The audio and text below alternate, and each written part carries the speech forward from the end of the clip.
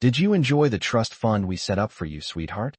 Thomas Carter asked across the dinner table, and for a moment the only sound in the room was the faint hum of the refrigerator and the ticking wall clock above the sink. Emily Carter had just turned 18 that afternoon. There were still pastel balloons taped unevenly to the kitchen cabinets, and the remains of a vanilla sheet cake sat on the counter, the frosting slightly smudged where her father had cut the first slice. She had been smiling a second earlier, politely accepting congratulations from neighbors and a distant cousin who had stopped by, but now her smile froze in place. "What trust fund?" she asked, her voice light, almost playful, as if she assumed this was some kind of joke. Thomas blinked. "The one your mother started for you. For college. We've been adding to it for years." Emily felt something cold settle behind her ribs. Her mother had passed away when she was 8, and since then every conversation about money had been brief and uncomfortable, usually redirected by Rebecca, her stepmother, who now stood at the kitchen island gathering plates with steady hands. Rebecca's expression did not change, but she did not look at Emily. Instead, she said smoothly, "Thomas, maybe now isn't the time to confuse her with old paperwork. It's her birthday." Old paperwork. Emily watched the way Rebecca's fingers tightened slightly around the stack of dishes. It was a small detail, the kind most people would miss. Emily did not miss it. The dining room light cast a warm glow over the oak table, over the framed photos lining the wall, school portraits, Christmas mornings, beach vacations where Emily always stood just a little apart, smiling, but not quite fitting into the frame. She suddenly remembered the way Rebecca had always handled the mail, how report cards and bank envelopes were opened before Emily ever saw them, how questions about college savings were answered with vague reassurances. "There's enough," Rebecca would say. "Don't worry about grown-up things." Emily had learned not to push. She had learned that pushing made the air in the house heavy. But tonight something had shifted. Thomas cleared his throat, glancing between his daughter and his wife. "It's not confusing," he said, though uncertainty crept into his tone. "Your mom wanted to make sure you were taken care of. I thought you knew." Emily looked at him carefully. He seemed genuinely puzzled, as if the idea that she might not know had never occurred to him. That realization was more unsettling than anything Rebecca could have said. If there was a trust fund, if there had been money set aside in her name since she was 8 years old, why had she spent the last 2 years filling out scholarship applications in secret, calculating tuition costs on a scratched-up laptop, planning how many hours she could work at the local bookstore without her grades slipping? Rebecca finally met Emily's eyes. Her smile was polite, almost indulgent. "Sweetheart, your father means well, but finances are complicated. There were medical bills after your mother got sick. Things change." The explanation arrived too quickly, too neatly. Emily nodded slowly, as if satisfied. She picked up her fork and took a small bite of cake, tasting nothing but sugar and something bitter underneath it. Around her, the house felt different, as though the walls themselves were listening. At 18, she had expected freedom to arrive like sunlight through an open door. Instead, it felt like standing at the edge of a room she had lived in her entire life, and realizing there was another door she had never been allowed to open. She set her fork down carefully. "I'd really like to see the paperwork," she said, her tone calm, almost casual. Rebecca's smile did not falter, but the silence that followed stretched long enough to make Thomas shift in his chair. In that silence, Emily understood something she could not yet name. Whatever the truth was, it had been kept from her deliberately. And tonight, on the evening she officially became an adult, she realized that the family she thought she understood might have been built on careful omissions, quiet redirections, and a story she had never been invited to read for herself. The house was unusually quiet the next morning, the kind of silence that did not feel peaceful but carefully arranged. Sunlight filtered through the thin kitchen curtains, casting pale stripes across the hardwood floor. Emily Carter stood barefoot by the sink, staring at the backyard where the grass needed mowing and the old wooden fence leaned slightly to one side. For years she had believed that the stillness of the house meant stability. Now it felt like something else entirely. Rebecca was already dressed for the day, her hair perfectly styled, a cup of black coffee resting untouched beside her planner on the kitchen island. She flipped through a stack of mail with her usual efficiency, separating envelopes into neat piles. When she noticed Emily watching, she offered a calm smile. "You are up early," she said. Big day yesterday. 18 is a milestone. Emily nodded. I was thinking about what Dad said. About the account. Rebecca did not look up right away. She placed one envelope down carefully before meeting Emily's gaze. Thomas has a tendency to speak without considering the full picture. There were funds at one time, yes. But life happens. Medical bills. Mortgage payments. You were young. We did what we had to do. The explanation sounded practiced, almost rehearsed. Emily stepped closer to the island, noticing how Rebecca's planner lay open to a page filled with numbers and neat annotations. For as long as she could remember, Rebecca had managed every financial detail in the house. Thomas worked long hours at his accounting firm downtown, often leaving before sunrise and returning after dark. When Emily needed permission slips signed or tuition checks mailed, it was always Rebecca who handled them. It had seemed efficient, responsible. Now it felt like control. I just want to understand, Emily said quietly. If Mom started something for me, I would like to see it, even if it is gone. Rebecca's lips curved into a sympathetic expression that did not quite reach her eyes. Sweetheart, digging into the past will not change it. You have scholarships lined up. You have your part-time job. You are doing just fine. Emily felt the familiar pressure to retreat, to accept reassurance instead of clarity. For years she had interpreted that pressure as respect. Now she recognized it as redirection. Later that afternoon, while Rebecca ran errands and Thomas remained at work, Emily walked upstairs to the small hallway closet where old storage boxes were kept. She told herself she was only looking for photo albums, something harmless. The cardboard boxes were labeled in Rebecca's tidy handwriting. Holiday decorations, tax records, medical files. Emily hesitated before pulling down the box marked estate documents. Dust clung to her fingertips. Inside were manila folders organized by year. She flipped through pages filled with legal language she barely understood. Most of it related to property taxes and insurance. Then she found a thinner folder with her mother's name printed across the tab in faded ink. Her pulse quickened, but she did not rush. She sat cross-legged on the carpet and opened it carefully. The first page was a copy of her mother's will. Emily recognized her own name in the second paragraph. She traced the line slowly, reading it twice to make sure she had not misunderstood. A trust established for the sole benefit of Emily Carter, to be managed until her 18th birthday. Managed. Not dissolved. Not redirected. Managed. Emily leaned back against the hallway wall, staring at the ceiling. The air felt heavier than usual. If the trust had been meant to last until now, then something did not add up. She closed the folder and returned everything exactly as she had found it, sliding the box back into place. When Rebecca returned home, grocery bags balanced neatly in both hands. Emily was seated at the kitchen table with her laptop open. She looked calm. She even smiled. But beneath that calm, something fundamental had shifted.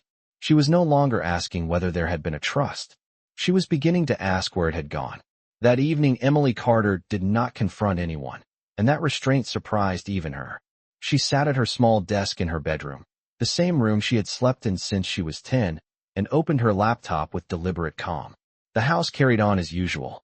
Downstairs, she could hear the muted sound of the television and the soft rhythm of Rebecca's voice drifting from the living room, steady and composed.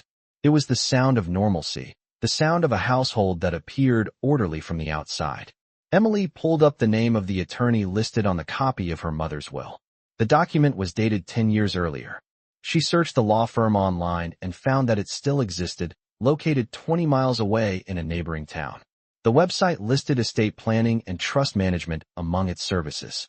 Her heart beat faster, but her hands remained steady as she wrote down the phone number. She did not call that night. Instead, she reviewed the will again from memory, repeating key phrases in her mind. Sole benefit. Managed until her 18th birthday. Managed implied oversight, not disappearance. It implied responsibility. The next morning, after Thomas left for work and Rebecca began her routine of errands and appointments, Emily stepped outside with her phone. The February air was crisp, the sky a pale winter blue. She walked halfway down the driveway before dialing, as if physical distance from the house would give her emotional distance as well. When the receptionist answered, Emily introduced herself carefully. My name is Emily Carter. I believe your firm handled my mother's estate about 10 years ago. I just turned 18, and I would like to ask about a trust that was set up in my name. There was a brief pause, the faint clicking of a keyboard. "One moment, please." Emily could hear her own breathing. Cars passed slowly on the street, tires crunching over gravel. After a minute, the receptionist returned and transferred her to a senior attorney named Daniel Whitmore. His voice was calm and professional. He confirmed her mother's name and asked for Emily's date of birth. "Yes," he said finally. "There's a trust. It was structured to transfer full control to you upon reaching 18 years of age." Emily swallowed. "Has it been accessed?" There was another pause, longer this time.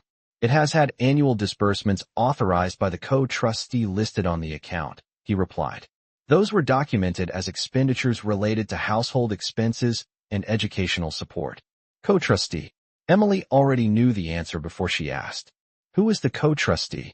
"Rebecca Carter," he said gently. The name settled over her like a weight. Emily thanked him for his time and ended the call. She remained standing in the driveway for several seconds, staring at the quiet suburban street lined with nearly identical houses. She felt neither anger nor panic, only a slow and steady clarity. Annual disbursements meant money had been withdrawn regularly. Household expenses meant it had not been preserved solely for her future. Educational support meant the justification could be framed as responsible, even generous. When she walked back inside, Rebecca was seated at the kitchen island balancing her checkbook, a calculator positioned neatly beside her. She looked up and smiled. "You were out for a while. Everything all right?" Emily returned the smile with one of her own, measured and polite. "Yes," she said. "I just wanted some fresh air." She took a glass from the cabinet and filled it with water, observing the familiar setting with new awareness. The organized planner, the labeled folders, the steady control over every envelope that entered the house. She realized that the truth was not hidden in a dramatic secret. It was woven quietly into everyday decisions, justified year after year. And for the first time, Emily understood that adulthood was not only about turning 18. It was about recognizing when trust had been managed for someone else's convenience instead of her own. Emily Carter did not bring up the phone call that evening, and that silence became her first deliberate decision as an adult. At dinner, Thomas spoke about a new client at the accounting firm, describing numbers and deadlines with the comfort of someone who believed spreadsheets were honest things. Rebecca listened attentively, nodding at the right moments, her posture relaxed, her expression composed. The scene was ordinary in every visible way. Plates were passed. Water glasses were refilled. The overhead light cast a warm circle over the table. Yet Emily felt as though she were watching a performance she had seen many times before, only now she understood the script. When Thomas mentioned college tuition in passing, saying they would figure it out, Rebecca responded smoothly, "We always do." Emily noticed the subtle emphasis on we. She studied her father's face, searching for any sign that he knew how the trust had been managed over the years. His expression was open, almost unaware. It occurred to her that deception did not always look dramatic. Sometimes it looked like one person handling all the paperwork while the other trusted that everything was in order. Later that night, after the dishes were washed and the house settled into its familiar rhythm, Emily returned to her room and opened her laptop again. She logged into the online portal that the attorney had mentioned during their brief conversation. Access required identity verification, including her social security number and a security question related to her mother's maiden name. She answered carefully, her pulse steady but deliberate. When the account page finally loaded, she saw a series of transactions stretching back nearly a decade. Annual withdrawals. Consistent amounts. Each labeled under categories such as household maintenance, educational materials, and living expenses. The balance remaining was far smaller than she had imagined. Not empty, but diminished. She stared at the numbers, calculating in her head. If the trust had grown untouched, with even modest interest, it would have covered 4 years at a state university with room and board. Instead, it would barely support 2 semesters. Emily leaned back in her chair, the faint glow of the screen illuminating her face. She did not feel anger rising. What she felt instead was clarity forming piece by piece. The money had not vanished in a single reckless decision. It had been absorbed gradually, justified annually, framed as necessary. The following afternoon, she decided to test something. While Rebecca was reviewing bills at the kitchen island, Emily approached calmly. "I was thinking about applying for an off-campus apartment next year. she said evenly. If I have access to my account now, I could manage my own expenses. Rebecca's pen paused midair. It was a small movement, almost imperceptible, but Emily noticed it. That might be premature, Rebecca replied, her tone gentle but firm. Managing finances is more complicated than it seems. It would be safer to keep everything consolidated for now. Consolidated. The word echoed in Emily's mind. Consolidated meant centralized. Controlled. She nodded as if considering the advice seriously. I understand, she said. I just want to start learning. Rebecca's smile returned, practiced, and reassuring. And you will. With guidance. That night, Emily reviewed the transaction history again, this time printing copies and sliding them into a folder of her own. For the first time in her life, she created a file that did not pass through Rebecca's hands. She labeled it simply with her name. As she placed it in the bottom drawer of her desk, she recognized the quiet shift taking place. She was no longer a passive beneficiary of decisions made in her name. She was becoming an observer, gathering facts, assembling a narrative built not on explanations, but on documentation. And in that careful assembly, she began to understand that the truth would not need to be shouted to be powerful. It only needed to be undeniable. Emily Carter chose a Sunday afternoon to speak to her father, not because it was dramatic, but because Sundays in their house carried a predictable calm. Thomas usually sat at the dining room table reviewing paperwork for the week ahead, a yellow legal pad beside him, his reading glasses resting low on his nose. Rebecca often used that time to organize household receipts in the living room, the soft rustle of envelopes blending with the quiet hum of the dishwasher. It was a rhythm Emily had known for years. This time, she stepped into it intentionally. She carried a slim folder under her arm, the one she had labeled with her own name, and paused beside her father's chair. Dad, can we talk for a minute? She asked gently. Thomas looked up immediately, concern flickering across his face. Of course. Everything all right. Rebecca glanced over from the couch, but did not speak. Emily pulled out a chair and sat across from him. She opened the folder slowly and slid a printed page toward him. I logged into the trust account this week, she said evenly. I just wanted to understand how it worked. Thomas adjusted his glasses and looked down at the paper. His brow furrowed slightly as he scanned the transaction history. I did not realize you had access yet, he said. I thought that would transfer automatically on your birthday. It did, Emily replied. She kept her voice steady. There have been annual withdrawals for years. Thomas nodded slowly. For expenses. Your education. The house. That was always the plan. Emily watched his face carefully. There was no defensiveness in his expression, only mild confusion. Were you the one authorizing them? She asked. The question lingered in the air longer than she expected. Thomas hesitated. Rebecca handled most of the documentation. It made sense at the time. She is very organized. From the living room, Rebecca's voice entered smoothly. Because someone had to keep everything structured, she said lightly, standing and walking toward the table. She placed a hand on Thomas's shoulder, a gesture that looked affectionate but felt strategic. We had hospital bills after your mother passed. We had mortgage payments. It was not as if the money was sitting untouched. Emily met her gaze. The trust document says it was meant for my sole benefit until I turned 18, she said quietly. Rebecca's smile remained in place, but her eyes sharpened almost imperceptibly. And it was used for your benefit, she replied. You lived in this house. You went to school. You had what you needed. Thomas looked between them, the lines on his forehead deepening. Is there a problem? He asked gently. Emily shook her head slightly. I am not saying there was wrongdoing, she said carefully. I just want clarity.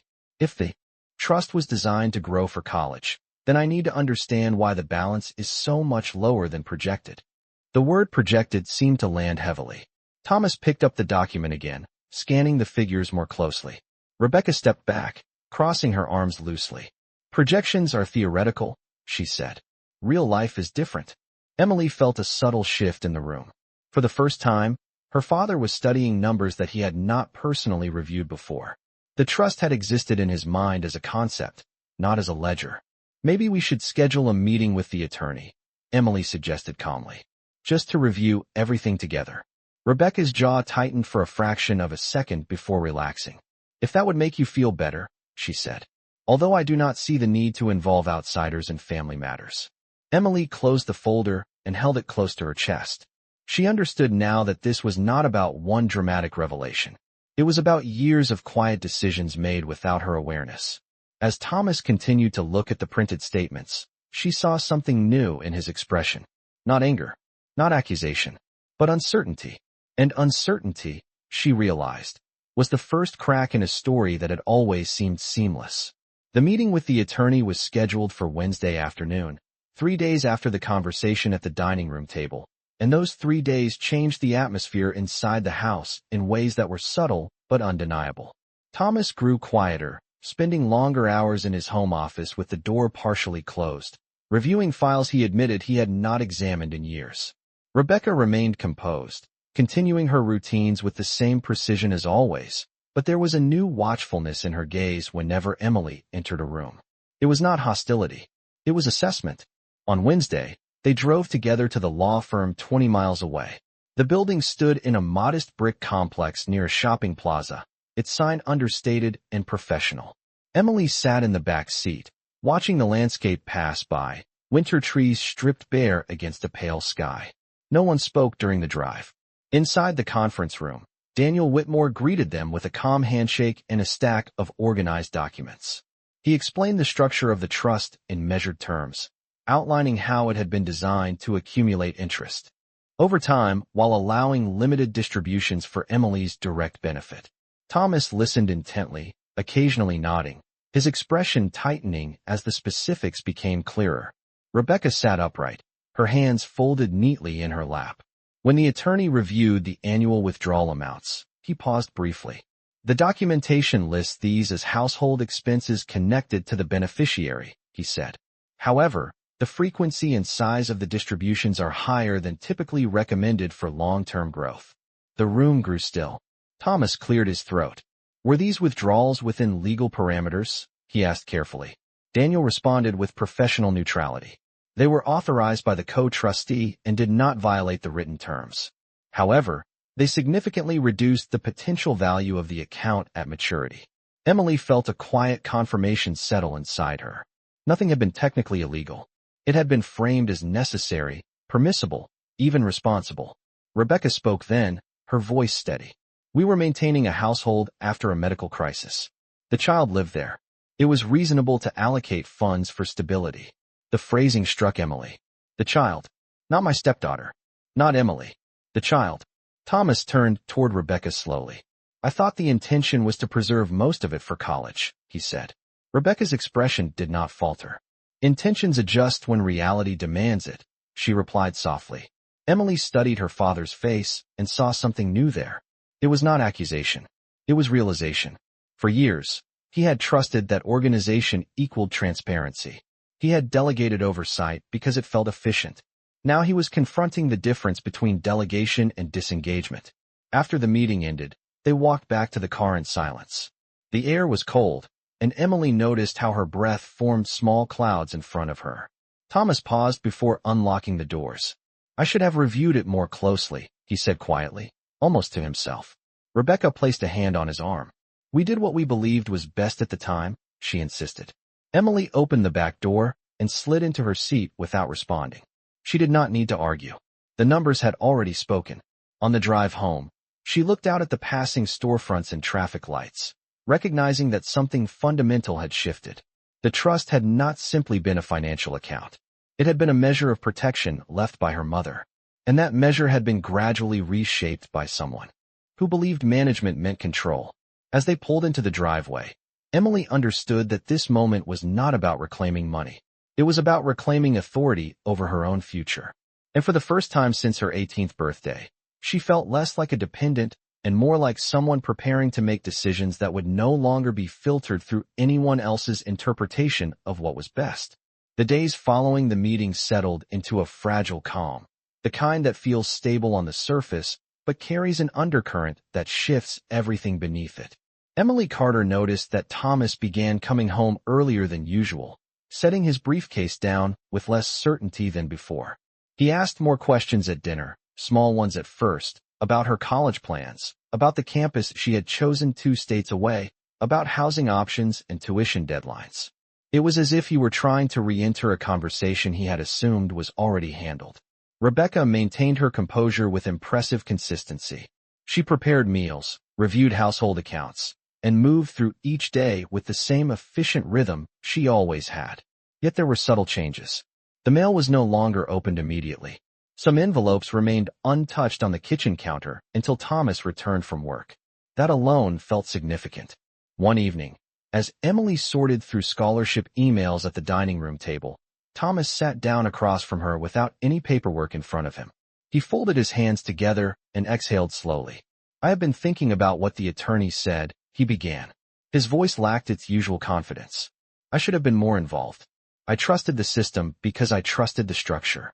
Emily met his gaze. She did not interrupt. "When your mother passed," he continued, "everything felt overwhelming." Rebecca stepped in. "I believe that was strength." The word lingered in the air. Strength. Emily considered it carefully. Strength could look like organization. It could also look like control. Rebecca entered the room at that moment, carrying a stack of freshly folded laundry. She paused when she sensed the seriousness in the air. "Are we revisiting this again?" she asked lightly. Thomas turned toward her.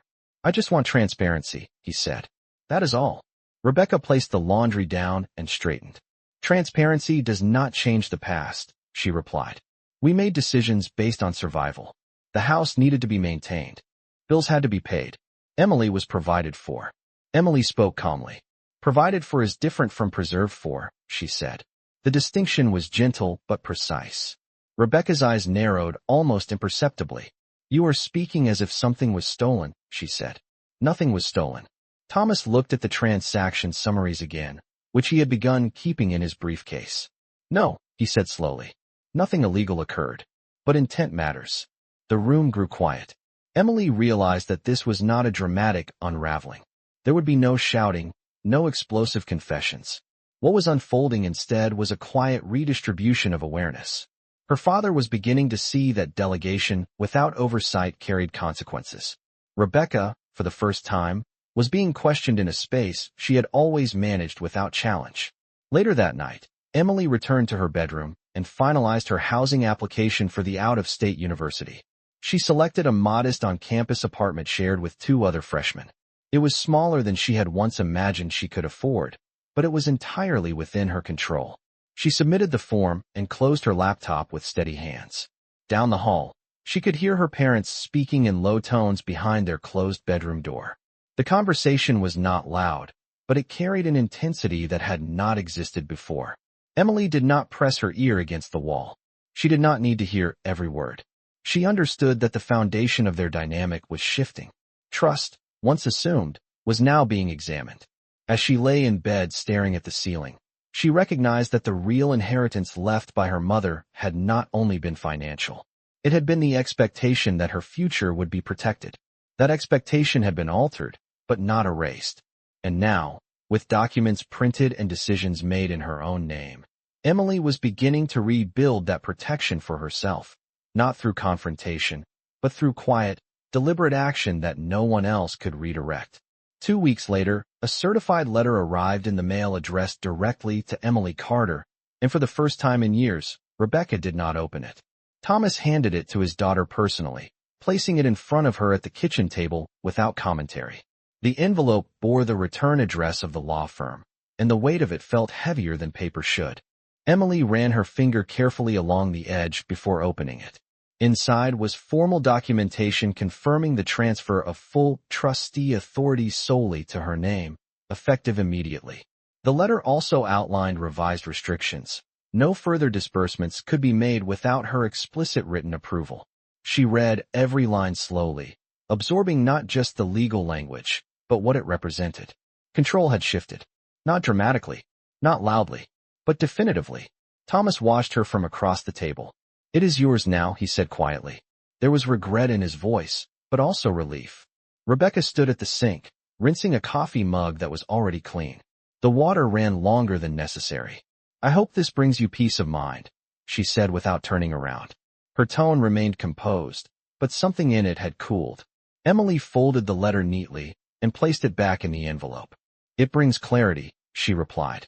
That evening, she logged into the account once more, this time not as a passive observer, but as the sole decision-maker. She adjusted the investment allocations after reviewing conservative growth options recommended by the firm. She set up alerts that would notify only her personal email of any activity. Each small change felt deliberate, responsible, independent.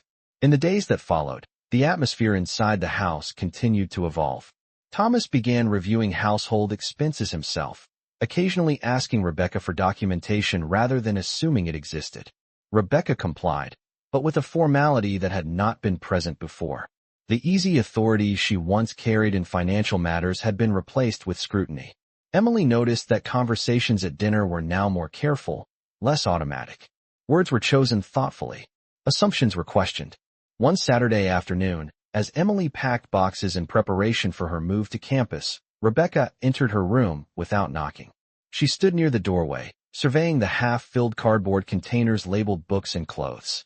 "You are leaving earlier than expected," Rebecca observed.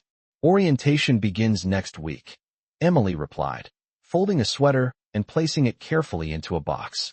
Rebecca stepped further inside. "I want you to understand something," she said, her voice steady but quieter than usual. "Every decision I made was about stability. After your mother passed, your father was overwhelmed. I stepped in." Emily paused, but did not look up immediately. "Stepping in does not mean stepping over," she answered calmly. The words hung between them. Rebecca's expression shifted, not into anger, but into something more complex. Perhaps recognition. Perhaps the realization that influence had limits. "You are young," Rebecca said finally. "You will see one day how complicated responsibility can be." Emily closed the box and sealed it with tape. "Maybe," she replied. "But responsibility also means accountability." Rebecca did not respond. She left the room quietly, and for the first time, her footsteps down the hallway sounded uncertain. That night, Emily placed the final sealed box by her bedroom door and looked around the space that had shaped so much of her childhood. The framed photos, the pale blue walls, the bookshelf filled with paperbacks she had purchased with her own paychecks. Nothing about the room had changed physically, but everything about her perspective had. She had entered adulthood believing she needed permission to understand her own life. Now she understood that understanding did not require confrontation or chaos. It required attention. It required patience. And most of all, it required the willingness to see what had always been there, even when others preferred it remain unquestioned. Move-in day arrived with a pale gray sky and the kind of cool air that hinted at early fall. Emily Carter stood in the driveway beside 2 medium-sized suitcases, 3 taped cardboard boxes, and a small plastic storage bin filled with framed photos and important documents. Thomas loaded the last box into the trunk carefully, as if the weight required more attention than it actually did. Rebecca remained near the front door, arms loosely folded, watching the process with a composed expression that revealed very little. The house looked the same as it always had: white siding, trimmed hedges, the porch light still slightly tilted to one side. But for Emily, it no longer felt like the center of her world. It felt like a place she had grown through. The drive to campus took just over 2 hours. Thomas kept both hands on the steering wheel, occasionally glancing at his daughter in the passenger seat. They spoke about practical things at first, about class schedules and meal plans, about the layout of the dorm complex. Eventually, the conversation shifted. "I have been reviewing everything more closely," Thomas said quietly. "Not just your account. All of it." Emily listened without interrupting. "I relied on convenience," he continued. "I confused organization with transparency. That is, on me." She turned toward him slightly. "I am not looking for blame," she said calmly. "I just needed to understand." Thomas nodded. "And now you do." The campus appeared gradually beyond the trees. Brick buildings spread across wide lawns dotted with students carrying backpacks and rolling suitcases. The sight of it stirred something steady inside her. Possibility did not look dramatic. It looked like sidewalks and open doors and bulletin boards covered in flyers. When they parked outside her apartment building, Thomas helped carry the boxes up 2 flights of stairs. The apartment was modest but clean, with neutral walls and a shared kitchen space already partially stocked by one of her roommates. As Emily arranged her books on a small desk near the window, she felt a quiet certainty settle in. This space was not defined by past decisions. It would reflect her own. Before leaving, Thomas handed her an envelope. "This is separate," he said, "from my personal savings. For anything you might need. No conditions. Emily accepted it, recognizing the gesture for what it was. Not repayment. Not compensation. An attempt at rebalancing. Thank you, she said sincerely. He hesitated near the doorway. You are stronger than I realized, he added. After he left, Emily stood by the window watching his car disappear down the tree-lined street. She did not feel bitterness. She felt clarity. Back home, conversations would continue. Dynamics would continue to adjust. Rebecca would remain composed, perhaps even reflective. But here, in this small apartment 2 hours away, Emily understood that her life was no longer shaped by quiet omissions or carefully managed narratives. She logged into her trust account once more that evening, reviewing the updated balance and the new investment plan she had chosen. The numbers did not define her, but they represented agency. At 18, she had uncovered more than a financial discrepancy. She had uncovered the importance of asking questions, of reading what was placed in front of her, of distinguishing between protection and control. As the sun lowered beyond the campus buildings and the hallway filled with the sound of new students greeting one another, Emily closed her laptop and stepped outside to introduce herself to her roommates. The future did not arrive with dramatic music or sudden triumph. It arrived quietly, like this moment, shaped by her own decisions and guided by a truth she had claimed for herself.